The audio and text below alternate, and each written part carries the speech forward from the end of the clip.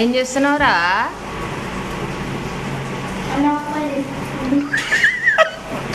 ఏం అప్పలు? అన్నంతో అప్పలు కూడా చేస్తారా?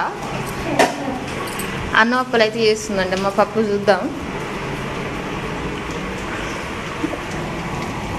అన్నం అప్పలేనా అవి? ఇప్పుడు కాదు, మంచిగా ఆడినాక ముద్దలు చేసి ఎండబెట్టాలి.